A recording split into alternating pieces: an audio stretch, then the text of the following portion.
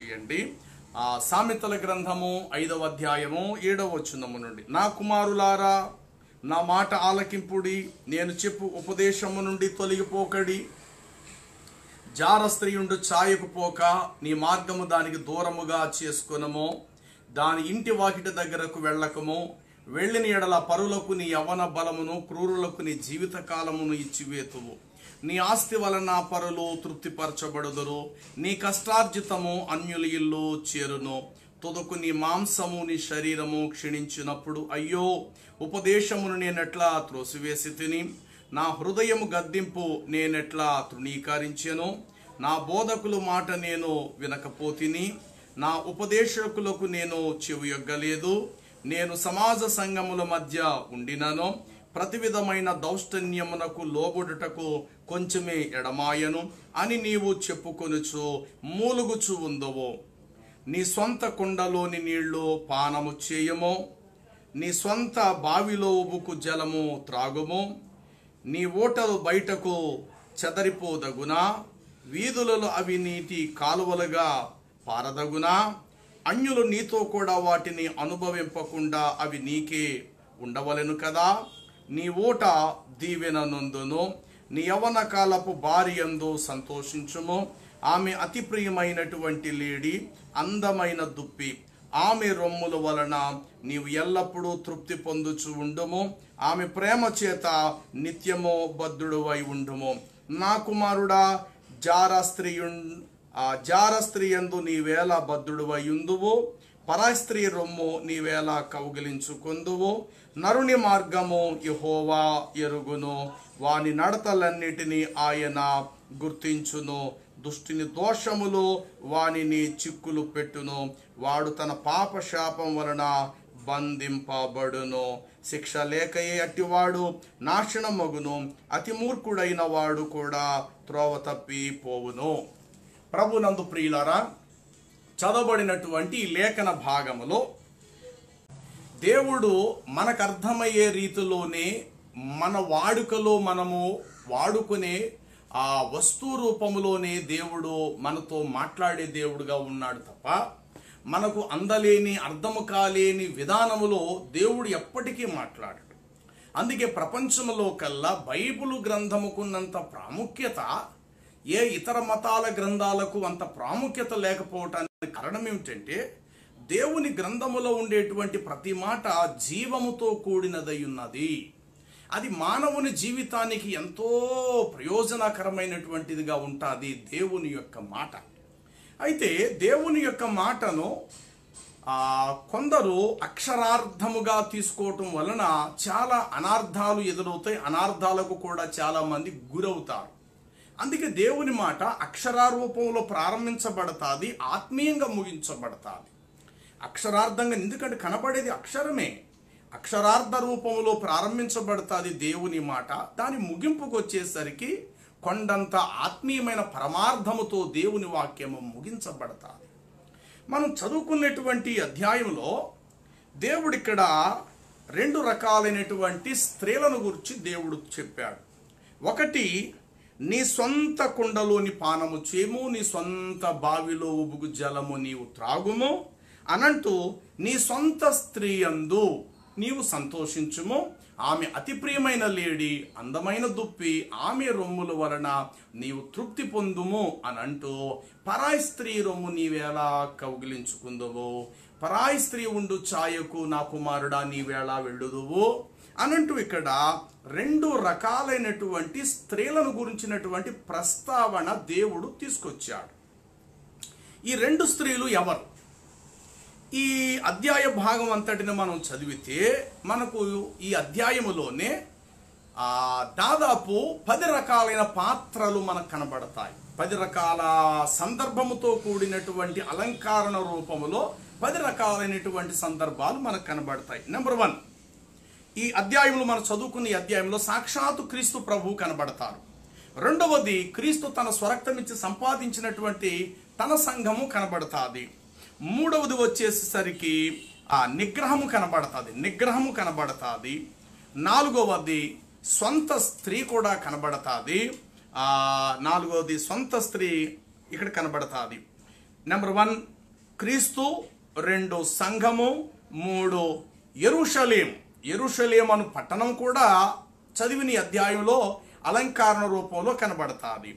4వది వచ్చేసరికి నిగ్రహము కనబడతాది. 5వది వచ్చేసరికి సొంత స్త్రీ కనబడతాది, అనగా భార్య స్థానంలో ఉన్న స్త్రీ. ఇందులోనే 2వ భాగం సాతానుడు కనబడతాడు. అంటే క్రీస్తు కనబడుతున్నప్పుడు సాతానుడు కనబడతాడు ఈ అధ్యాయంలో. 2వది దుష్టుల యొక్క సంఘము కనబడతాది ఇందులో. 3వది ఇహలోకము కనబడతాది ఈ అధ్యాయములో. తర్వాత 4వది వచ్చేసరికి మరి విగ్రహము కనబడతాది. 5వది వచ్చేసరికి వేశ్య కనబడతాది. ఇందులో సొంత స్త్రీ కనబడుతుంది, జార స్త్రీ కూడా కనబడుతుంది. అలాగుననే క్రీస్తు కనబడుతున్నాడు. క్రీస్తుకు వ్యతిరేకమైన అపవాది అనబడినటువంటి సాతానుడు కనబడుతున్నాడు.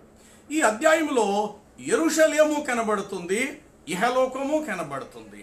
ఈ అధ్యాయములో క్రీస్తు స్వరక్తం ఇచ్చి సంపాదించినటువంటి సంఘము కనబడుతుంది, దుష్టుని యొక్క సంఘము కూడా కనబడుతుంది. చూడండి, 8వ వచనం చదువుతున్నా.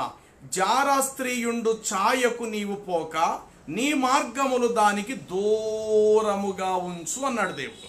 కిందకు వచ్చేసరికి అక్కడ ఏమంటాడు అనంటే, నీ ఓట నీ సొంత కుండలోని నీళ్లు పానము చేయము, నీ సొంత బావిలో ఉబుగు జలము నీవు త్రాగుము, నీ ఊటలు బయటికి పారదగునా, వీధులలో అవి కాలువలుగా పారదగునా, అన్యులు నీతో కూడా వాటిని అనుభవింపకుండా అవి నీకే ఉండవలను కదా, నీ ఊట దీవెన నొందును, నీ యవ్వన కాలపు భార్య యందు సంతోషించుము అని. ఇక్కడ భార్య అనే ప్రస్తావన కూడా ఒక స్త్రీగా మనం చూస్తున్నాము. జారా స్త్రీ అనేటువంటి స్త్రీని కూడా ఈ సందర్భంలో మనం చూస్తున్నాం. నెంబర్ 1, దేవుని యొక్క గ్రంథం చాలా విలువైనది, విశేషమైనది. దేవుని గ్రంథంలో ఉండేటువంటి వాస్తవాలను, సత్య సంగతులను ఆత్మావేశము చేత వాటిని వెతికి బయటకు తీసుకొచ్చినప్పుడు చాలా విలువైనటువంటి సందర్భాలు ఇందులో మనకు కనబడతాయి. నెంబర్ 1, ఈ అధ్యాయంలో మరలా చెప్తున్నాను, ఇటు 5 పాత్రలు, ఇటు 5 పాత్రలు. క్రీస్తు అపవాది, సంఘము దుష్టుని సంఘము, సొంత భార్య పరాయి స్త్రీ లేక వేశ్య, అలాగునే యెరూషలేము, అలాగుననే ఇహలోక సంబంధమైన పట్టణం, తర్వాత నిగ్రహము, విగ్రహము అనేటువంటివి ఇక్కడ మనం చూస్తున్నాం. ఇందులో మనము మొట్టమొదటిగా జారా స్త్రీ ఉండు ఛాయకు నీవు పోక నీ మార్గములు దానికి దూరముగా చేసుకును అన్నాడు. మొదటిగా అపవాది లేక సాతాను. ఈ సాతానుడు ద్వారా వచ్చినటువంటిదే విగ్రహారాధన కూడా. సాతానుడు ఈ లోకాన్ని ప్రేమించమని చెప్తాడు. నిత్య జీవం విషయంలో అసలు మీరు పట్టించుకోకండి, మీరు పుట్టి పెరిగింది ఇక్కడే గనుక అన్నీ ఇక్కడే ఉన్నాయి, తినండి, తాగండి, సుఖించండి, సంతోషించండి అనంటూ అపవాది ఈ లోకం అనేటువంటి వ్యామోహంలోనికి ప్రజలను తీసుకొని వెళ్ళిపోతుంటాడు. ఈ లోకంలో ఉండే అష్టైశ్వర్యాలన్నీ చూపిస్తాడు. ఒక సందర్భంలో యేసుక్రీస్తు ప్రభువారు మరి యోర్దాను నదిలో బాప్తిజం పొంది 40 రాత్రింబగళ్ళు ఆయన అరణ్యములో ఉన్నప్పుడు 40 దినాలు పూర్తి అయిన తర్వాత ఆయన ఆకలి గొనగా శోధకుడు లేక అపవాది ఆయన యొద్దకు వచ్చి ఈ లోక రాజ్యములన్నీ చూపించి, ఇవన్నీ కూడా నా వశములో ఉన్నవి, అవన్నీ కూడా నేను నీకు ఇచ్చేస్తాను, ఒక్కసారి నాకు పాదాభివందనము చేస్తే, నాకు నమస్కరించగలిగితే ఈ లోక రాజ్యములన్నీ కూడా నీకు ఇచ్చేస్తానని సాక్షాత్తు ప్రభుతోటే ఆ వాదం లేకపోతే మాట్లాడటం అనేటువంటి జరుగుతూ వచ్చింది. కాబట్టి ఇక్కడ ఈ జార స్త్రీ అనేటువంటి ఈ స్త్రీ స్థానంలో ఎవరున్నారు అని అంటే, ఈ జార స్త్రీ స్థానంలో సాతానుడు కనబడుతున్నాడు. సొంత స్త్రీ అనబడిన స్థానంలో యేసుక్రీస్తు ప్రభువారు కనబడతారు. జార స్త్రీ స్థానంలో సాతానుడు ఉన్నాడు, జార స్త్రీ స్థానములో ఇహలోకం ఉంది, జార స్త్రీ స్థానములో విగ్రహము ఉన్నది, జార స్త్రీ స్థానములలో ఇహలోక సంబంధము, దుష్టుని సంఘము, సాతానుడు, ఇవన్నీ కూడా ఉన్నాయి. సొంత స్త్రీ అనేటువంటి ఈ స్థానములో క్రీస్తు ఉన్నాడు, సొంత స్త్రీ అనేటువంటి స్థానములో నిగ్రహం ఉంది, సొంత స్త్రీ అనే స్థానములో యెరూషలేము అనేటువంటి సందర్భాన్ని మనం చూడొచ్చు. సొంత స్త్రీ అనేటువంటి స్థానములో దేవుడు తన స్వరక్తం ఇచ్చిన సంపాదించిన సంఘం ఉంది.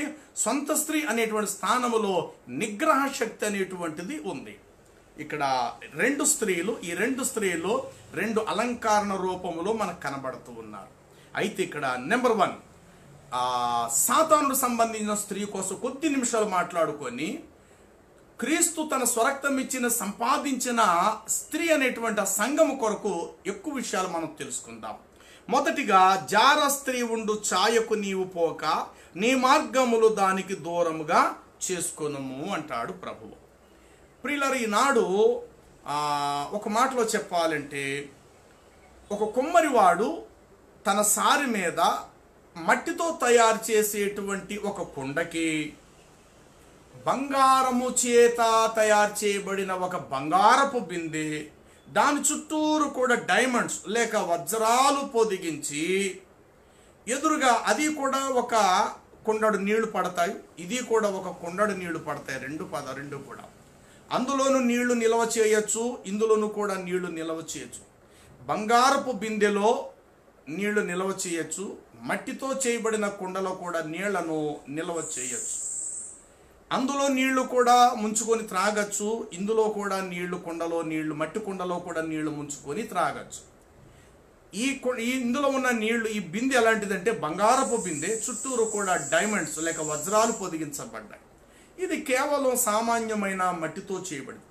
ఈ రెండు కూడా మార్కెట్లో పెట్టి ఈ రెండిట్లో దేని ధర ఎక్కువ అని అంటే అందరూ చెప్పేది ఒకటే, లంకి బిందె లేకపోతే బంగారపు బిందెకే సమాజంలో వాల్యూ ఎక్కువ ఉంటుంది, ఎందుకంటే అది బంగారం కనుక.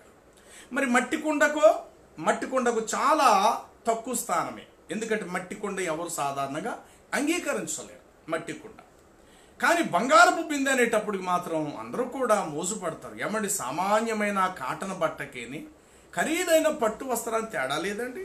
మార్కెట్లోకి వెళితే ఒంటి మీద ఉన్న సిగ్గును దిగంబరత్వాన్ని కప్పిపుచ్చుకోవడానికి 100 రూపాయల చీర కూడా దొరుకుద్ది మార్కెట్లో. అదే ఒంటి మీద దిగంబరత్వాన్ని కప్పిపుచ్చుకోవటానికి 1,00,000 రూపాయలు విలువ పెట్టే పట్టు చీర కూడా కొనుక్కొని ధరించుకోవచ్చు. ఈ పట్టు చీర 1,00,000 రూపాయలు అవుతుంది, సామాన్యమైన చీర 100 రూపాయలు. ఈ రెండు ఎదురుగుంట పెట్టి మీకు ఏ వస్త్రం, ఏ సారీ కావాలి, ఏ యొక్క మీకు బట్ట కావాలి, ఏ చీర కావాలి మీకు అని అంటే అందరూ కోరుకునేది పట్టు వస్త్రాన్ని కోరుకుంటారు. ఎందుకంటే మామూలు వస్త్రం అనేది 100 రూపాయలే కదా. కాబట్టి పట్టు వస్త్రం అనేది 1,00,000 రూపాయలు కాబట్టి ఇదే నాకు కావాలని అందరూ కూడా ఎగపడేది, మోజుపడేది దాని మీదే. ఈ ప్రపంచంలో కూడా క్రీస్తు ఉన్నాడు, క్రీస్తుకు ఆపోజిట్ అపవాది అనేటువంటి దుష్టుడు కూడా ఉన్నాడు. అలాగే పరలోక పట్టణం యెరూషలేం అనేది ఉంది, ఇహలోక పట్టణము అనేటువంటిది కూడా ఉంది. అలాగే నిగ్రహం అనేటువంటిది ఒకటి ఉంది, విగ్రహము అనేటువంటిది ఒకటి ఉంది. అలాగే దేవుడు స్థాపించిన పరిశుద్ధ సంఘము ఉన్నది. ఇదే సమాజంలో దుష్టుని యొక్క సంఘం కూడా రెండు కలిసే ప్రయాణం చేస్తున్నాయి. అయితే ఇక్కడ అధ్యాయంలో దేవుడు అంటాడు, నా కుమారులారా, జార స్త్రీ ఉండు ఛాయకు మీరు పోవద్దు అన్నాడు. ఈ జార స్త్రీ స్థాయిలో ఎవరు కనబడుతున్నారు? ఈ స్థానములు అంటే 100% సాతానుడు. ఏమండి, వేశ్య లోతైన గొయ్యి, పరాయి స్త్రీ ఇరుకైనటువంటి గుంట. భార్య ఇంట్లో సామాన్యంగానే ఉంటుంది, కానీ వేశ్య మాత్రం చాలా డాబుగా అలంకరించుకోవడానికి ప్రయత్నం. ఎందుకంటే ఆమె అలంకారనే అనేకులను తన యొద్దకు ఆకర్షించుకోవటానికి కారణమవుతుంది. అనేకులను తను ఆకర్షించుకోవాలి కాబట్టి ఖచ్చితంగా ఆవిడకి అలంకరణ, వేశ్యకు అలంకరణ అనేటువంటిది తప్పనిసరి అవసరం. అయితే ఒక మనుషునికి భారీగా ఉండేటువంటి స్త్రీకి అలంకరణతో పని లేదు. ఎందుకంటే నువ్వు అవునన్నా నువ్వు కాదన్నా నేను నీ భార్యనే, నువ్వు అవునన్నా కాదన్నా నువ్వు నాతో ఉంటావు, నేను నీతో పాటు మరణం వరకు మనం ఉంటాం. కాబట్టి మనిద్దరి బంధం విడదీయని బంధం కాబట్టి నేను ఎలాగున్నాను నా సొంతమే, నువ్వు ఎలాగున్నా నా సొంతమే. ఖరీదైన దుస్తులు లేకపోయినా నేను నీ భార్యనే, అలాగే ఖరీదైన దుస్తులు నీకు లేకపోయినా నువ్వు నా భర్తవే అన్నట్టు సాగిపోతారు. వేశ్య దగ్గర అలా కాదు. వేశ్యకు వ్యక్తి అవసరం లేదు. వేశ్యకు ఏం కావాలంటే వాడు సంపాదించిన సంపాదన కావాలి. మరలా చెప్తున్నాను, వేశ్యకు వ్యక్తితో పని లేదు. సంపాదించినటువంటి వాడు సంపాదన, వాడి పేరు మీద ఉన్న ఆస్తిపాస్తులే కావాలి వేశ్యకు. భార్యకు ఆస్తిపాస్తులు కాదు, నా భర్త నాకు కావాలి, ఆ వ్యక్తి నాకు కావాలని కోరుకుంటుంది భార్య. మరి భార్య కూడా స్త్రీయే, వేశ్య కూడా స్త్రీయే. అయితే వేశ్య దగ్గర ఉండే లక్షణాలు ఏంటి, సొంత భార్య దగ్గర ఉండే లక్షణాలు ఏంటంటే, భార్య తన భర్త యొక్క యోగక్షేమాలను చూస్తారు, తన భర్త యొక్క ఆరోగ్య అనారోగ్య అనే పరిస్థితులు ఎప్పుడూ కూడా అంచనా వేస్తూ ఆయన ఆరోగ్యానికి తగినటువంటి భోజనమే వండాలి, అతడు ఆరోగ్యం బాగుండాలని చెప్పి అతనుకు తగినట్లుగా ఆహార పదార్థాలు వండడానికి ప్రయత్నిస్తుంది. వేశ్య అయితే అలా కాదు, మద్యము పోసి గ్లాసు తెచ్చి నోటికి కూడా అందిస్తుంది. వీలైతే తన నోటితో ఒక ధూమపానం, ఒక సిగరెట్ తానే వెలిగించి తీసుకొచ్చి తన ఎదురుగా ఉండేటువంటి వ్యక్తి నోటికి కూడా తాను అందించడానికి ప్రయత్నం చేస్తుంది. వేశ్య దగ్గర ఏం కోరుతుంది? వేశ్య అంటే వ్యక్తి దగ్గర ఉన్న సంపాదన కోరతాది. వేశ్య సొంత భార్య అయితే భర్త దగ్గర ఉన్న ఆస్తిని కోరదు, కానీ వ్యక్తిని కోరుకుంటుంది. నా భర్త నాకు కావాలి. అయితే వేశ్య మాత్రం వ్యక్తి నాకొద్దు, కానీ వాడి చేతుకున్న ఉంగరము, వాడి మెడలో ఉన్న గొలుసు, వాడి పేరు మీద ఉన్న ఆస్తి నాకు కావాలని కోరుకుంటుంది వేశ్య. కాబట్టి ఇక్కడ సొంత భార్య దేవునితో సమానంగా మనం చూడవచ్చు. వేశ్యని ఇక్కడ అపవాది లేక సాతానుడితో మనము చూడవచ్చు. ఇక్కడ ఈనాడు ప్రపంచంలో ఎలా ఉన్నారంటే, నిజ దేవుని యొద్దకు ప్రజలు రావలసిన వారు రాకుండగా సొంత భార్య కాని, ఏమండి ఇక్కడ పరాయి స్త్రీ అనే మాటకు అర్థము, ఆ పరాయి స్త్రీ అనే మాటకు అర్థం ఏంటంటే నిన్ను కనలేనిది పరాయి స్త్రీ, నిన్ను కన్నది సొంత తల్లి. పరాయి స్త్రీకి సొంత తల్లికి తేడా లేదండి. పరాయి స్త్రీ అనగా నిన్ను కనలేనిది, నీకు పాలివ్వలేనిది, నీ కొరకు ప్రసవేదన పడలేనిది, నిన్ను గర్భము ధరించలేనిది పరాయి స్త్రీ. దేవుడు అంటాడు ఇక్కడ, పరాయి స్త్రీ ఛాయకు నువ్వు వెళ్ళొద్దు అన్నాడు. ఈ పరాయి స్త్రీ ఎవరు అని అనగా సాతానుడు. ఈ పరాయి స్త్రీ ఎవరనగా విగ్రహము. ఈ పరాయి స్త్రీ ఎవరనగా దుష్టుల యొక్క సంఘం. ఈ పరాయి స్త్రీ ఎవరనగా ఇహలోక సంబంధమైన వ్యామోహం. ఇవన్నీ కూడా సాతానుడుకు సంబంధించినవి. చూడండి ఇక్కడ అంటాడు, పరాయి స్త్రీ ఛాయకు నీవు పోకుండా నీ మార్గములను దూరముగా చేసుకునుము, దాని ఇంటి వాకిటి దగ్గరకు వెళ్ళకము. ఒకవేళ వెళ్ళినట్లయితే పరులకు నీ యవ్వన బలము, చివరికి క్రూరులకు నీ జీవిత కాలం అంతా ఇచ్చివేస్తాం. నీ ఆస్తి వలన పరులు తృప్తిపరచబడతారు. నీ ఆస్తి వలన పరులు నిజమైన దేవుడు మనుషుల దగ్గర నుండి ఏ దమ్మిడిపై శాసించడు ప్రియులారా. ఎందుకంటే ఆయనే ధర్మాత్ముడు, సమస్త మనకు ధారాళంగా దయచేసే దేవుడు కానివాడే మన దగ్గర నుంచి దోసుకోవడానికి ఇష్టపడతాడు. ఈ పైన చెప్పబడింది ఇదంతా కూడా దుష్టునికి సంబంధించిన విషయాలు. ఇక్కడ అతి ప్రియమైన లేడి, అందమైన దుప్పి, ఆమె వల్ల రొమ్ముల వల్ల తృప్తి పొందు అనబడిన ఈ స్త్రీ సాక్షాత్తు సంఘానికి, యెరూషలేముకి, క్రీస్తునాథునికి ఇవి సాదృశ్యము. చూడండి, ఇర్మియా గ్రంథము 3వ అధ్యాయము 22వ వచనము నుండి మనం చదివితే అక్కడ 24 చూసేద్దాము. ఇర్మియా గ్రంథం 23:24 వచనం చూద్దాము. ఇర్మియా గ్రంథము 3వ అధ్యాయము 23వ వచనం 24వ వచనం. 3వ అధ్యాయము 23-24 వచనములో ఇలా వ్రాయబడి ఉంటుంది. నిశ్చయముగా కొండల మీద జరిగినది మోసకరము, పర్వతముల మీద చేయబడిన ఘోష నిష్ప్రయోజనము. నిశ్చయముగా మా దేవుడైన యెహోవా వలన ఇశ్రాయేలు రక్షణ కలుగును. అయినను మా బాల్యము నుండి లజ్జాకరమైన దేవత మా పితరుల కష్టార్జితము వారి గొర్రెలను, వారి పశువులను, వారి కుమారులను, వారి కుమార్తెలను మింగివేయుచున్నది. దేవుడు ఇక్కడ ఏమన్నాడు తెలుసా? నీ ఆస్తి వలన పరులు తృప్తిపరచబడతారు. పరాయి స్త్రీ నీ ఆస్తి మీద వ్యామోహం పెంచుకొని నీ చేతుల కష్టార్జితము అది హరిస్తాదని దేవుడు చెప్పాడు. చూసారా? ఆ స్త్రీ ఎవరో కాదు, సాక్షాత్తు సాతానుడు స్థానములున్న విగ్రహం. ఏమండి, ఈనాడు ఎంతమంది తిరుపతి అని పేరు చెప్పేసి, కనకదుర్గ, విజయవాడ అని పేరు, ఎన్ని గుళ్ళు గోపురాలు నిలువు దోపిడీగా ఇస్తున్నారు. ఏమంటే దేవుడికి మనం ఇచ్చేది అవసరమా? అసలు దేవుడు మానవుని యొద్ద నుండి ఏం కోరుతున్నాడండి? మనుషుని యొద్ద నుండి దేవుడు కోరేది పరిశుద్ధత కోరుతున్నాడు. దేవుడు పరిశుద్ధుడు కనుక అలాంటి పరిశుద్ధత నేను కూడా మీలో చూడాలనుకుంటున్నాడు. దేవుడు నీతిమంతుడు కనుక దేవునిలో ఉండే నీతిని మనలో చూడాలనుకుంటున్నాడు దేవుడు. ఒక సందర్భంలో అంటాడు, నా పిల్లలు సత్యమును అనుసరించి నడుచుకుంటున్నారంటే అంతకు మించిన సంతోషం నాకు మరొకటి లేదు అని చెప్పి దేవుని వాక్యములో చెప్పబడింది. కాబట్టి దేవుడు ఏదైతే ఉన్నాడో తన ప్రజలు కూడా అదే అయి ఉండాలని దేవుడు కోరుకుంటాడు. విగ్రహం దగ్గరికి వెళ్ళినప్పుడు విగ్రహము ప్రజలతో మాట్లాడదు. నువ్వు వేసేవి ఎంతైనా వేయగాక వేస్తున్నా నిన్ను ఒకసారి, అబ్బాయి ఈ డబ్బు తీసుకొచ్చి వేస్తున్నావు కదా ఉండీలు, ఇది ఎక్కడదరా, ఎక్కడి నుంచి తీసుకొచ్చి వేస్తున్నావు బాబు ఈ డబ్బు, ఎవరిని మోసం చేసి తీసుకొస్తున్నావురా ఈ డబ్బు, ఎంతమంది మనుషుల పీకులు నరికి, ఎంతమంది స్థలాలు దోచుకొని, ఎంతమంది దగ్గర నువ్వు అన్యాయంగా ఆస్తులు దోచుకొని దొంగ సంతకాలు పెట్టి ఈ లక్షల కోట్ల రూపాయలు తెచ్చి నా ఉండీలో దిమ్మరిస్తున్నావురా బాబు అన్న మాట విగ్రహం మాట్లాడుతుందండి? మాట్లాడుతుంది. కానీ బైబిల్లో దేవుడు ఏమంటాడో తెలుసా? పొడుపు సొమ్మును రక్తపు కూడును నా నిధులలోకి తీసుకొని రాకండి అనేసాడు దేవుడు. అంటే ఎంత న్యాయమైన వాడండి దేవుడు. అన్యాయపు సిరిని తీసుకుని రాక, ఎదుటివాణ్ణి దోచుకున్న సంపాదన తీసుకొని నువ్వు రాక, న్యాయబద్ధమైనదే నా సన్నిధిలో అర్పించండి అన్నాడండి దేవుడు.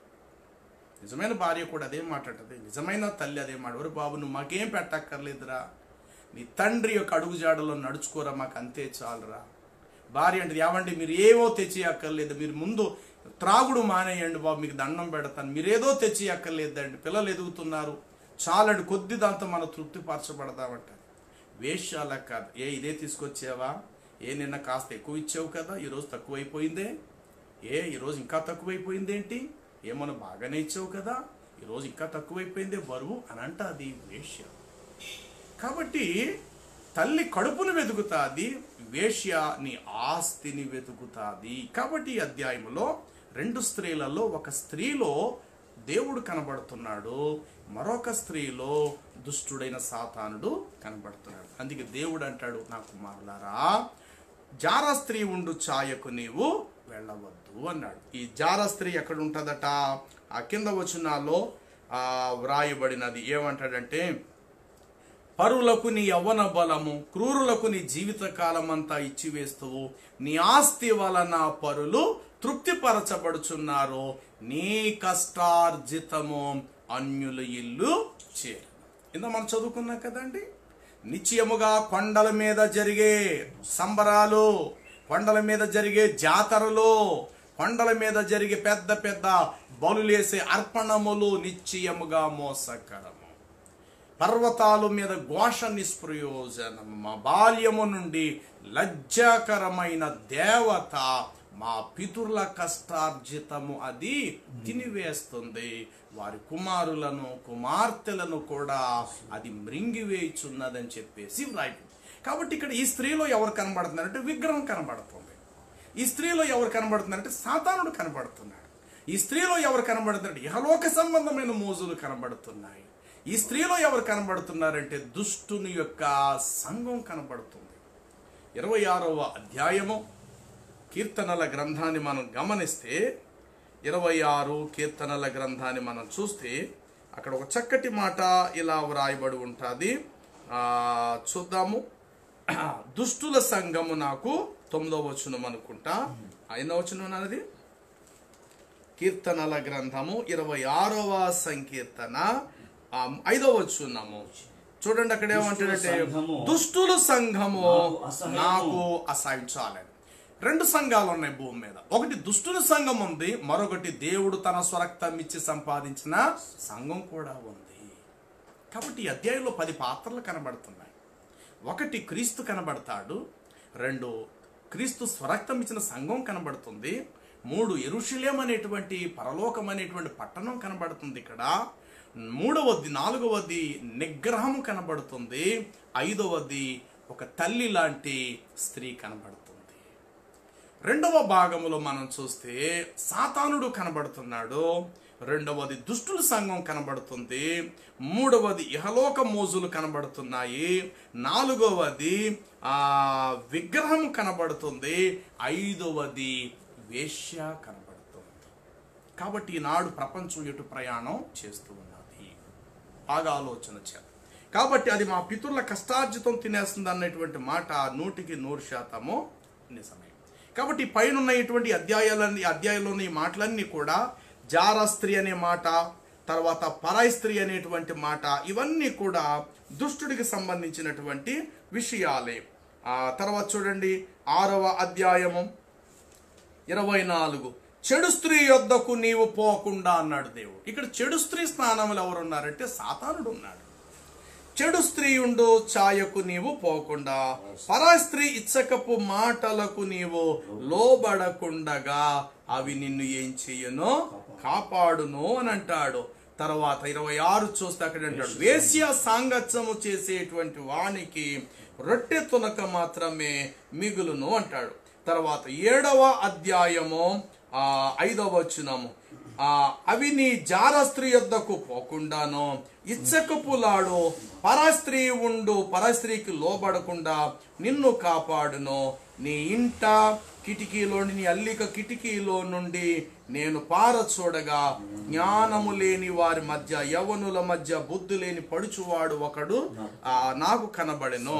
చూడండి, వాడు జార స్త్రీ సందు యొద్ద వీధులలో తిరుగులాడుచుండును, దాని ఇంటి మార్గమున నడుచువాడు ఎవడునో నడుచు ఉండెను. అంతటా వేశ్య వేషం వేసుకుని కపటం గల స్త్రీ ఒకటి వారిని ఎదుర్కొని వచ్చెను. అది బొబ్బరించు పెట్టుచు స్వేచ్ఛగా తిరుగులాడినది, దాని పాదములు దాని ఇంట నిలవు. ఒకప్పుడు ఇంటి ఎదుటను, ఒకప్పుడు సంత వీధులలో అది ఉండును, ప్రతి సందు దగ్గర అది పొంచియుండును.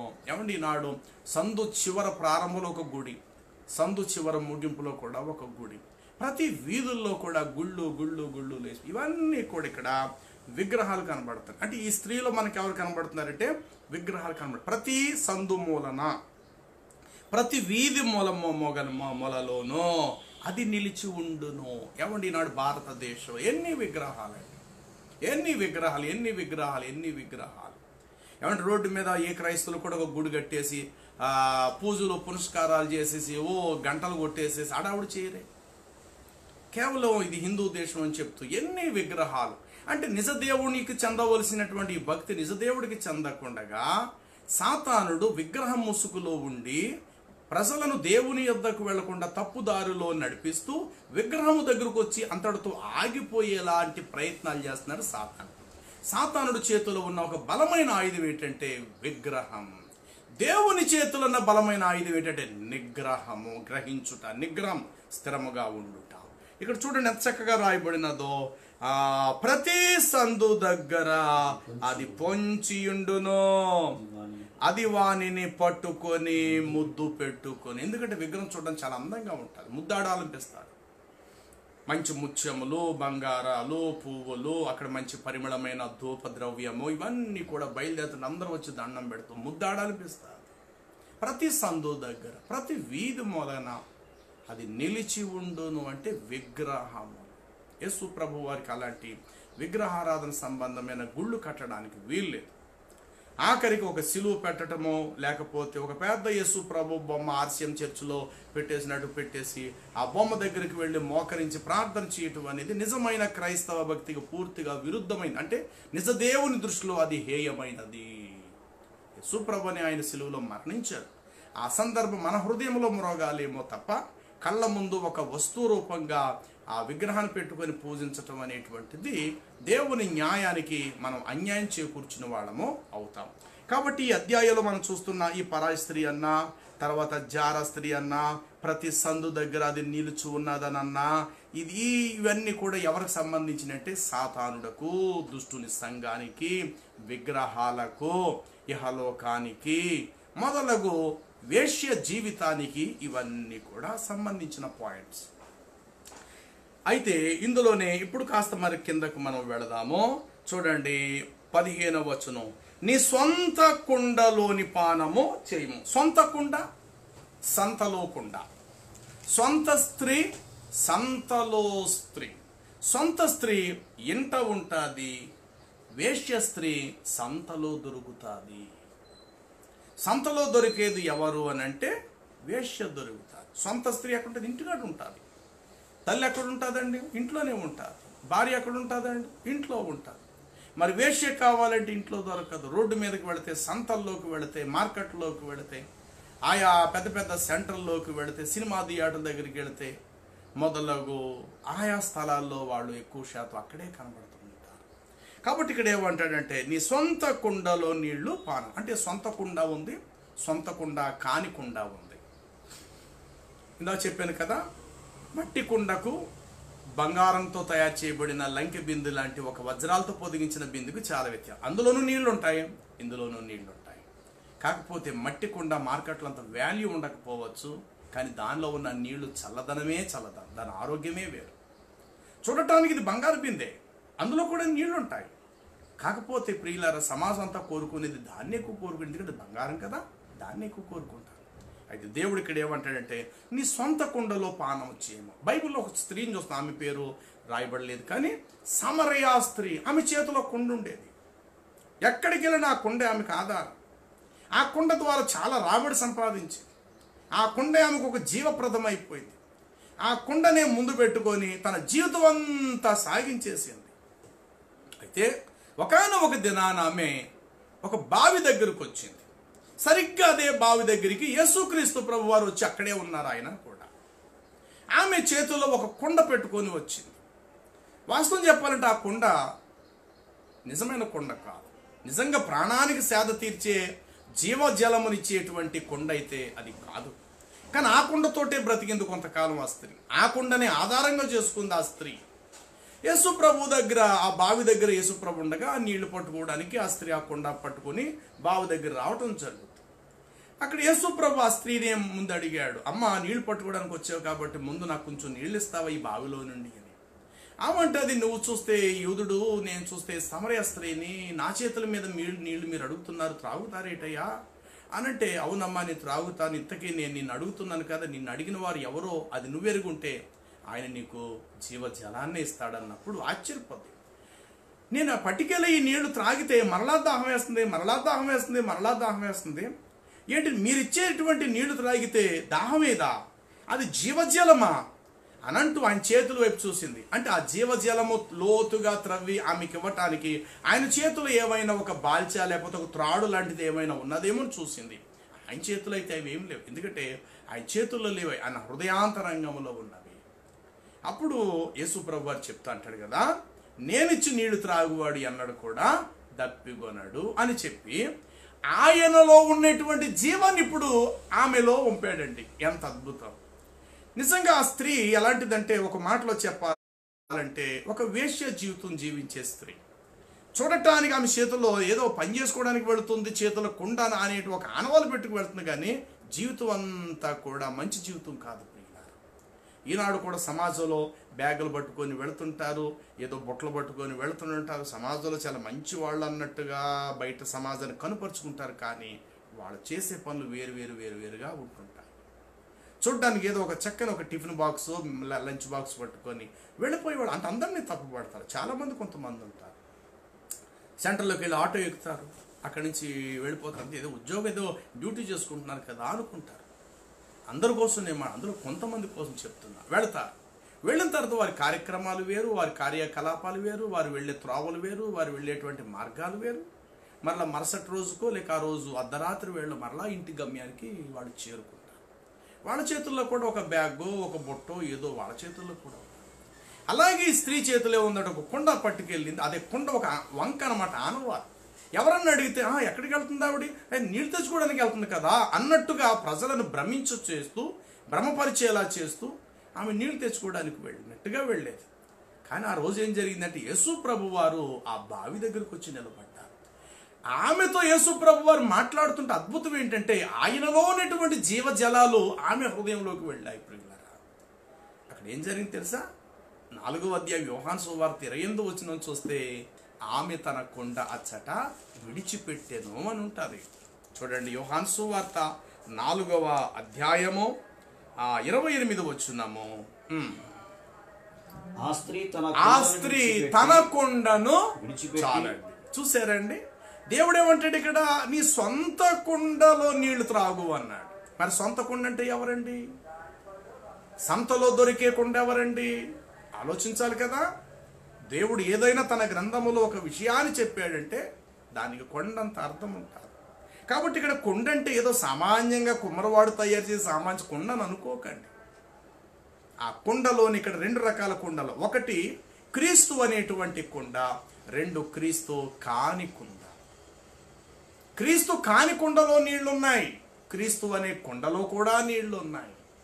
ఒక కుండలో నీళ్లు మరణానికి దారితీస్తాయి. విషం ఉంది, మరొక కొండలో నీళ్లు జీవప్రదం. ఈనాడు ప్రజలకు చూడ 2 కొండలే కదా, దేవుడు ఇది ఎదురుగా కనబడుతుంది దేవతే కదా, ఈ 2 కళ్ళు సరిపో ఆ దేవుణ్ణి చూడడానికి. ఎన్ని ముత్యాలతో అలంకరించేశారండి ఆ భగవంతుణ్ణి. అబ్బాబాబా, ఈ 2 కళ్ళు సరిపోనుగా భగవంతుణ్ణి చూడడానికి. అయ్యో ఎంత ఆరతలిస్తున్నారు, ఎంత నూనెతో, అబ్బో ఎన్ని రకాల పాలతో అభిషేకించేస్తున్నారు. ఏమంటే దేవుడు కాకపోతే వాళ్ళు ఎందుకంటే అన్ని పనులు చేస్తారు? అక్కడ దేవుడు వెలిసే ఉంటాడండి, అది దేవుడే అయి ఉంటాడండి అని భ్రమపరిచేటువంటి విధంగా సొంత కాని కొండ, అంటే నిన్ను సృష్టించలేని కొండ, అది నిన్ను కలుగు చేయలేని కొండ, నీకు ప్రాణాన్ని ఊదలేని కొండ, నీ నాసికారంధ్రంలో జీవవాయువును ఊదలేనటువంటి కొండ. ఈ స్త్రీ, సమరీ స్త్రీ నిన్నటి వరకు తనను సృష్టించలేని కొండని ఆధారంగా చేసుకొని ప్రయాణం చేసింది. కానీ అసలైన కొండ ఇప్పుడు ఎదురొచ్చింది ప్రియుల, అసలైన బావి ఎదురొచ్చింది. అక్కడికి భౌతికమైన బావిలో నీళ్లు చేదుకుంటుంది ఈమె, అసలు బావు అక్కడ జీవజలములో బావి వచ్చింది. అందుకే 12వ అధ్యాయము యెషయా గ్రంథం 3వ వచనంలో ఒక చక్కటి మాట ఉంటుంది. మీరు ఆనందపడి రక్షణాధారమైన బావులలో నుండి నీళ్లను చేదుకొనెదరు అంటాడు. యెషయా గ్రంథం 12వ అధ్యాయము 3వ వచనము. కావున మీరు ఆనందపడి రక్షణకు ఆధారమగు బావులో నుండి జలమును. ఎస్, అంటే సొంత బావి, సొంత కాని బావి. ఇక్కడ 2 బావులను చూడండి. ఇక్కడ కూడా ఒక మాట అంటాడు, నీ బావిలో ఉబుకు జలము త్రాగు అన్నాడు. ఏమిటండి నీ బావి అంటే ఎవరండి? నీ సొంత కుండ అంటే ఎవరండి? సొంత కుండ అనగా క్రీస్తు, సొంత కుండ అనగా నిగ్రహం, సొంత కుండ అనగా ప్రభు స్వరక్తం ఇచ్చినటువంటి సంఘం, సొంత కుండ అనగా నిత్య జీవం, పరలోక పట్టణం. ఇవి వస్తాయండి వీటిలో అర్థాలు. తర్వాత నీ సొంతము కాని కుండ అనగా ఇహలోక జీవితం. ఎంతకాలం అండి ఆ బ్రతుకు? వేశ్య జీవితం ఎంతకాలం అండి? చచ్చిపోయే వరకు ఒక స్త్రీ వేశ్య వృత్తి చేయగలుగుద్దా? తన అందం ఉన్నంత వరకు చేస్తుంది, ఈలోగా ఏదో జబ్బు వస్తుంది, మంచాన్ని పడిపోతుంది. మరి ఇప్పుడు ఆ వేశ్య వృత్తి ఆమెకి ఎందుకు సహాయం చేయట్లేదు? ఎవరైనా ముఖం చూస్తారా? నిన్నటి వరకు ఇవిడ అలా తిరిగింది ఎలా తిరిగింది అని అందరూ ఆమె ముఖం మీద ఉమ్మోస్తారు. మరణ పరిస్థితిలో ఉండగా ఎవరు ఒక చెయ్యేసి కూడా ఆమెకు సహాయం చేయలేరు. అంత మోసకరమో సౌందర్యమో వ్యర్థం. కాబట్టి ఇప్పుడు ఆ స్త్రీ ఏం చేసిందంటే అక్కడ 28వ వచనములో ఆమె తన కొండను విడిచెను. మరి ఆ కొండ విడిచిపెట్టిందంటే ఆమె చేతికి ఇంకో కొండ ఏదో వచ్చి ఉంటుంది కదా. ఏ కొండ వచ్చిందంటే తనను సృష్టించిన తన సొంత కొండ వచ్చింది. ఇది వస్తుంది. సొంత కొండలోని పానము చేయను. ఏడ్చింది, ఇంతవరకు ఈ కొండకు నేను దూరం అయిపోయానా, ఇంతవరకు ఈ కొండ నా చేతుల్లో లేకుండా పోయింది, అయ్యో జీవజలాన్ని ఇచ్చేటువంటి ఈ కొండకు ఇంతకాలం నేను ఎడమైపోయానా అని చెప్పి ఏడ్చింది. ఇప్పుడు అసలైనటువంటి కొండకు ఆమె సొంతమైంది ప్రియుల. కాబట్టి ఈ మాటలు వింటున్న మీరు ఒకసారి ఆలోచన చేయండి. మీ చేతుల్లో సొంత కొండ ఉందా, లేకపోతే సంతలో కొండతోటే మీరు కాలయాపన చేస్తూ ఉన్నారా? ఆలోచన చేయండి. ఇంతకు మీరు త్రాగే నీళ్లు సొంత బావిలో, అంటే నిన్ను సృష్టించిన దేవుని యొక్క మాటలనే జీవజలము యొక్క బావిలో ఉన్న నీళ్లు త్రాగుతున్నారా, లేకపోతే ఏదో రమ్యంగా కంటికి అందం కనబడి బంగారపు బింది అని చెప్పేసి ఆ నీళ్ళే త్రాగటానికి మీరు ప్రయత్నం చేస్తున్నారా అనేది దయచేసి యవనస్తులైన వారు, సహోదరులు అనబడిన వారు, తండ్రులు అనబడిన వారు, తల్లులు అనబడిన వారు మంచి మనసుతో యోచన చేయండి. ఈ అధ్యాయంలో దేవుడు 2 విషయాలు తెలియవు. 2 రకాల స్త్రీలు చెప్పాడు. ఒకటి దేవుడు, ఒకటి దయ్యము. ఒకటి నిజమైన తల్లి వంటి స్త్రీ, 2 వేశ్య స్త్రీతో సమానం. గమనించండి. తల్లి కూడా తన బిడ్డకు పాలు ఇవ్వటానికి స్తన్యమే చూపిస్తుంది. వేశ్య కూడా తన దగ్గరకు కొందరిని ఆకర్షించుకోవడానికి ఆమె కూడా స్తన్యమే చూపిస్తుంది. ఇక్కడ కింద వచనానికి వచ్చేసరికి ఏమంటాడో తెలుసా? చూడు దేవుని మాట ఎంత చక్కటి మాటో. అక్కడ అంటాడు కదా, నీ సొంత కుండలోని పానము చేయమో, నీ సొంత బావిలో ఉబుకు జలము త్రాగు. ఏమిటా బావి? రక్షణాధారమైన బావిలో తాగు.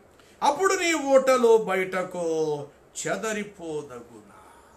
కీర్తనల గ్రంథాన్ని మనం చదివితే 39:6 వచనములో యెహోవా నీ యొద్ద జీవపు ఊట కలదు అని చెప్పేసి ఆ యొక్క కీర్తన 36:9 వచనములో వ్రాయబడి ఉంది. నీ యొద్ద జీవపు ఊట కలదు. కాబట్టి ఇక్కడ ఓటలో 2 రకాల ఓటలు ఉన్నాయి, 2 రకాల కుండలు ఉన్నాయి, 2 రకాల స్త్రీలు ఉన్నాయి, 2 రకాల బావులు ఉన్నాయి. చాలా జాగ్రత్తగా ఆలోచించాలి గ్రంథాన్ని మనం చదివినప్పుడు. ఏదో చెప్పేసాడు దేవుడు, ఏదో నేను చదివేస్తున్నానంటే కుదరదు గాక. కాబట్టి ఇక్కడ అద్భుతమైన విషయం ఏంటంటే, నీ ఓట దీవెన నొందును అన్నాడు. ఏ ఓట అండి అది? ఇర్మియా గ్రంథము 2వ అధ్యాయము 13వ వచనాన్ని మనము చదివితే అక్కడ అంటాడు కదా, జీవజలముల ఓటనైనా నన్ను విసర్జించి తమ కొరకు ఆ నీళ్లు నిలవని బ్రద్దలైపోయే తొట్లను వారు తొలిపించుకుని ఉన్నారు. ఏమంటే చూసారు, అక్కడ కూడా జీవజలం ఉంది, అక్కడ కూడా జీవజలపు ఓట అనేది దేవుడు మాట్లాడుతున్నాడు. కాబట్టి ఇక్కడ నీ సొంత ఓట అన్నాడండి, నీ ఓట దీవెన నొందును అన్నాడు. సొంత ఓట అనగా, సొంత జలం అనగా ఇవి సాక్షాత్తు మనల్ని సృష్టించిన ప్రభువుకు చెందే విషయాలు. జారా స్త్రీ అన్నాడు చూసారు, అది సాతానుడు సంబంధం. జారా స్త్రీ అన్నాడు చూసారండి, అది నిన్ను కనలేనటువంటి పరాయి స్త్రీ, అది ఒక వేశ్యతో సమానం. జారా స్త్రీ అనగా అందులో నీకు విగ్రహము కనబడతాది, సొంత స్త్రీ దగ్గర నిగ్రహము కనబడతాది. ఎంత ఆశ్చర్యం చూసారా ప్రియులారా. కాబట్టి మరొక మాట ఏమిటంటే, నీ సొంత బావిలో ఉబుకు జలము త్రాగుమని కిందకు వస్తూ అంటాడు కదా, నీ ఓట బయలుదేరి నీ ఓటలో బయటకి చెదరబోదగునా, వీధులలో అవి నీకు మాత్రమే ఉండవలేను కదా, అవి నీకే ఉండవలను కదా, నీ ఓట దీవెన పొందును అన్నాడు. ఎస్, నిజమైనటువంటి ఓట మనం బ్రతికిస్తుంది ప్రియులారా. నిజమైన జీవజలం మనం బ్రతికిస్తుంది. నీళ్ళల్లో కూడా కొన్ని రకాల నీళ్లు ఉన్నాయి చూడండి. కొన్ని నీళ్లలో విషము కలిసిపోయే నీళ్లు, శుద్ధ కలిసిపోయే నీళ్లు, కాళ్ళు చేతులు వంకర్లు అయిపోతాయండి, మనుషులు ఎముకలు అడ్డంగిలా తిరిగిపోతాయి. మరి స్వచ్ఛమైన మంచి పాల వంటి నీళ్లు తాగి కూడా ఆరోగ్యవంతుడే కదండి, ఆరోగ్యవంతుడే కదా.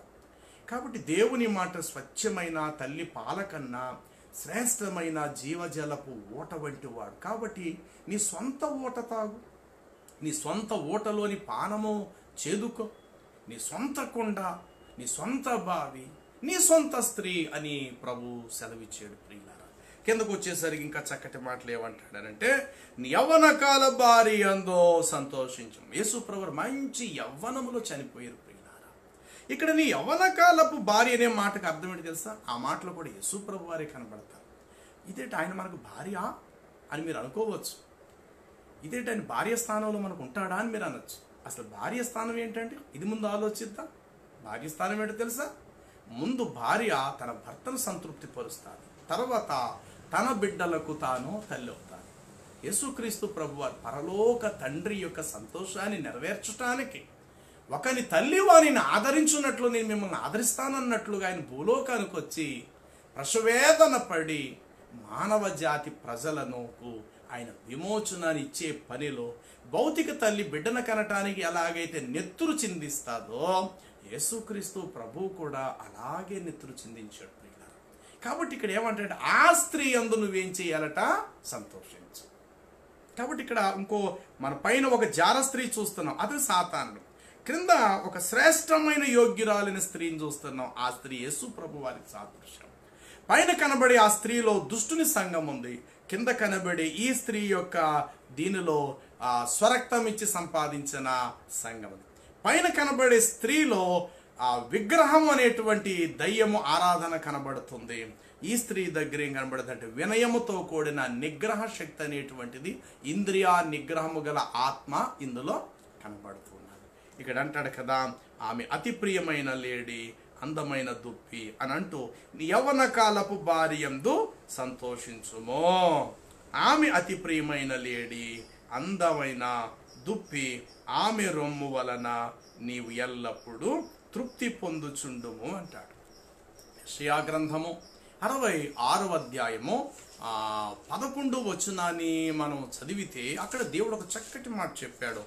ఆదరణకరమైన ఆమె స్తన్యమును మీరు కుడిచి తృప్తి పొందండి అంటాడు దేవుడు. చూడండి, యెషయా గ్రంథం 66వ అధ్యాయము 11వ వచనములో ఆ మాట మనకు కనబడుతుంది. ఆదరణకరమైన ఆమె రొమ్మును లేక స్తన్యములను మీరు కుడుచుకొని, ఎంత మంచి దానిని ఇక్కడ వివరణ ఇచ్చాడు. ఆమె రొమ్ము వలన నీవేం చేయండి, తృప్తి పొందండి అన్నాడు. సామెతల గ్రంథము మనం చదువుకున్న ఈ 5వ అధ్యాయము సామెతల గ్రంథములో 19వ వచనం చూస్తే అక్కడ అంటాడు కదా, ఆమె అతి ప్రియమైన లేడి, అందమైన దుప్పి, ఆమె రొమ్మును. ఆమె అనే మాటకి ఇక్కడ యెరూషలేము కూడా అర్థం వస్తాడు. చూడండి, యెషయా గ్రంథం మనం చదువుకున్నాం కదా, 10 వచనం కాంచి ఒకసారి చదువుదాం.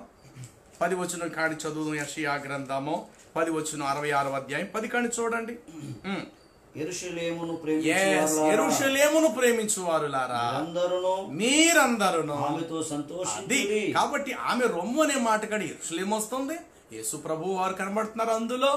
సొంత తల్లి యొక్క ప్రేమ కనబడుతుంది అందులోను.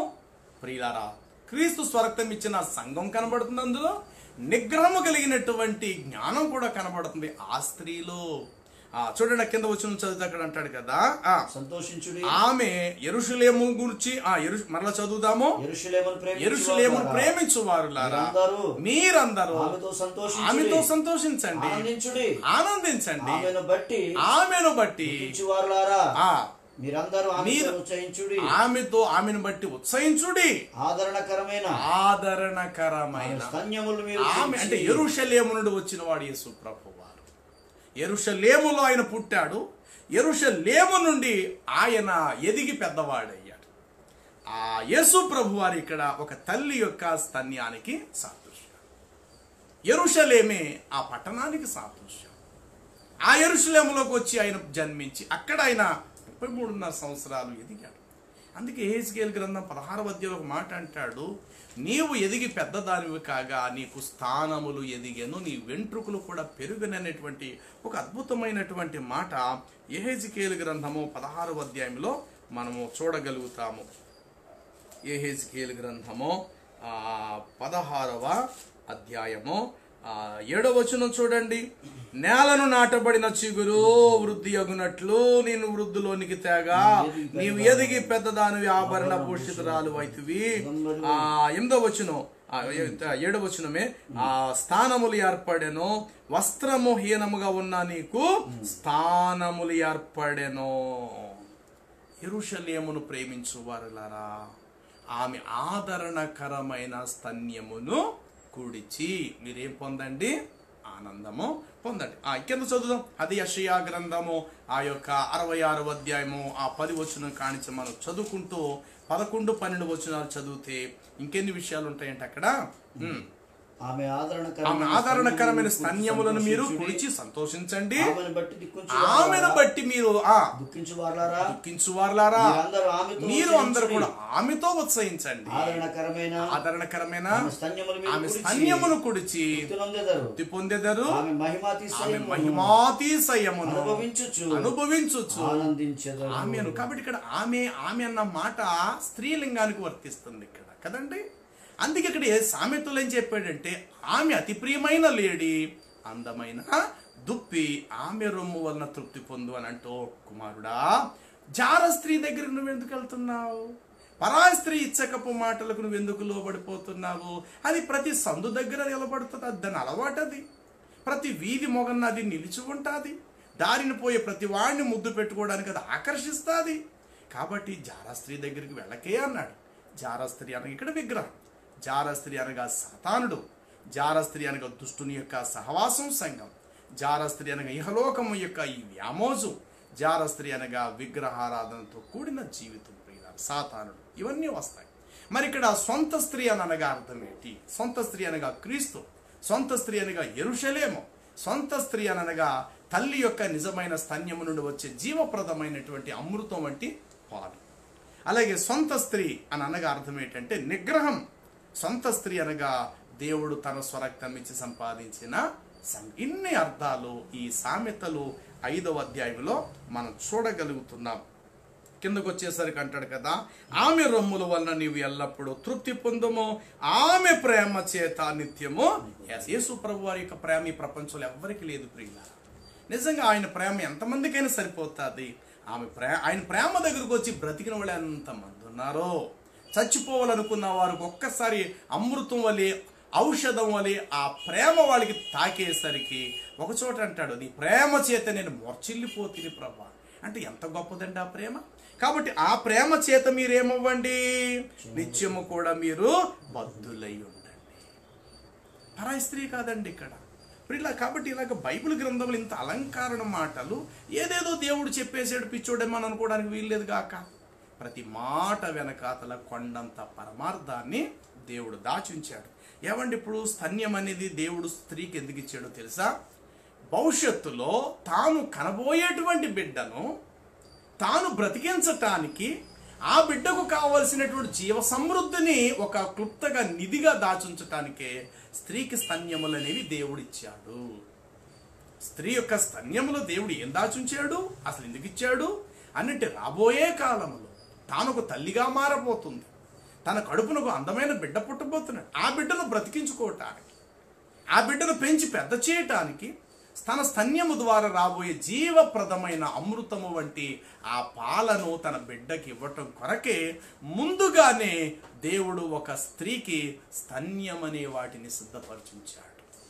ఒక తల్లి యొక్క స్తన్యం ఎంత మహిమగలదో యేసుక్రీస్తు ప్రభు యొక్క ఆదరణ ప్రేమ అంతకంటే కూడా విలువైనది.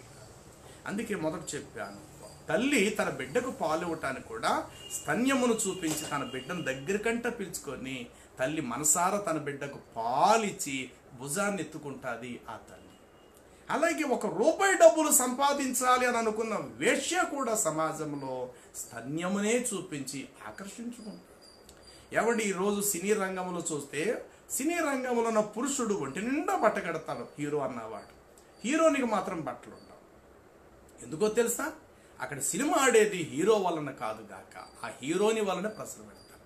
ఎందుకంటే ఆమె కొంత అర్ధనగ్నంగా కనబడటం ప్రజలకు ఇష్టం. ఆమె శరీరం సగం కనబడినట్టుగా ఉండటం ప్రజలకు ఇష్టం. దాని ద్వారా డబ్బు ఎంతైనా టికెట్ కేవ్ డబ్బులు పెట్టుకొని వెళతారు. అంటే ఈరోజు ఒక స్త్రీ, ఒక పవిత్రమూర్తి స్త్రీ అంటే ఒక తల్లి, అలాంటి స్త్రీని సమాజంలో డబ్బు సంపాదించటానికి ఎంత ఒక హేయమైన పాత్రగా సాతానుడు వాడుకుంటున్నాడు ప్రియులారా. తన స్తన్యములను చూపిస్తూ వాల్ పోస్టులు సగం అర్ధనగ్నం కనబడితే ఆ సినిమా వచ్చిన రోజే వెళ్ళిపోతారనమాట.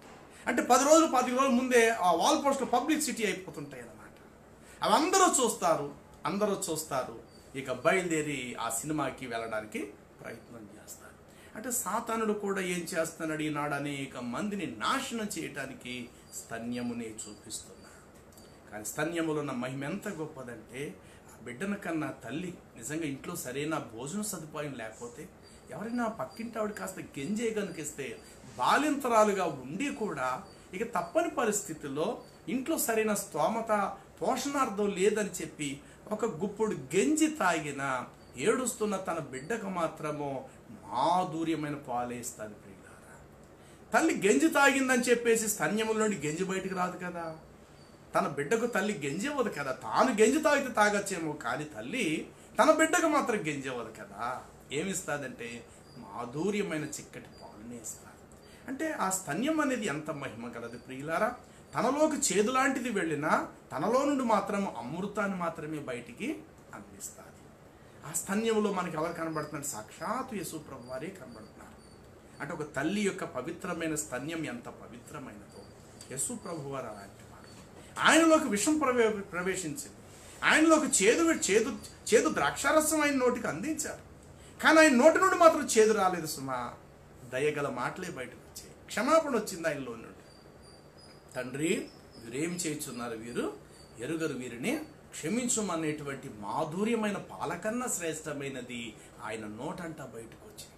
ఆయనను దూషించరి కానీ ఆయన ఎవరిని దూషి, ఆయన శ్రమ పెట్టిరి కానీ ఆయన ఎవరిని శ్రమ పెట్టలేదు.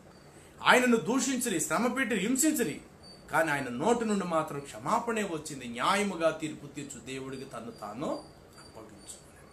కాబట్టి ఇక్కడ సొంత కొండ, సొంత స్త్రీ అనగా యేసు ప్రభు వారికి సాదృశ్యం, సొంత భావి అనగా సంఘమునకు సాదృశ్యం. ఈనాడు చాలా మంది దుష్టుని యొక్క సంఘాల్లోనే ఉంటారు. దుష్టుని యొక్క సంఘం వాడిని బంధిస్తాదని చెప్పి రాయబడింది. మరి దేవుని సంఘం ఏం చేస్తారంటే వాని యోగక్షేమముల కొరకు ప్రార్థనలు చేయటం అనేటువంటిది ఖచ్చితంగా అవి జరుగుతాయి. కిందకు వచ్చేసరికి అక్కడ అంటాడు కదా, నా కుమారుడా జారా స్త్రీ యందు నీవేళ బద్ధుడు అయిందువు, పరాయి స్త్రీ రొమ్ము నీవేళ కౌగులించుకుందువు అనేసి. అంటే పరాయి స్త్రీ కూడా రొమ్ము ఉంటుంది, సొంత స్త్రీ కూడా రొమ్ము ఉంటుంది, కుండలో కూడా నీళ్లు ఉంటాయి, లంకె బిందులో కూడా నీళ్లు ఉంటాయి. అది వజ్రాలతో పొదిగించినటువంటి బింది కావచ్చు. కాబట్టి అది బింది వజ్రాలతో పొదిగించబడి అనేకులను తన దగ్గరకు ఆకర్షించుకుంటారు. మట్టి కుండ ఎవరిని ఆకర్షించుకోదు. ఇష్టపడితేనే దాని దగ్గరికి వెళ్ళి నీళ్లు తాగాలి. అది లంకె బింది, బంగారు బింది అనేసరికి చాలామందిని ఆకర్షించుకుంటారు. అలాగే మార్కెట్లో సామాన్యమైన చీరకు పట్టు వస్త్రం అనే చీరకు తేడా లేదండి. అమ్మ నిన్నే వచ్చింది కొత్తగా సరుకు, ఖరీదైన పట్టు చీరలు చాలా మంచి మంచి రంగులతో మీరు పై భాగాలు దొరికితే మీరు వెళ్ళండి అని అంటే అప్పటి వరకు 150 రూపాయల చీరలు చూసిన ఒక్కసారి వాటిని విడిచిపెట్టి పైకి వెళ్ళి వాటిని చూస్తారు. ఎందుకంటే అది ఖరీదైంది కాబట్టి ఆకర్షించుకుంటారు.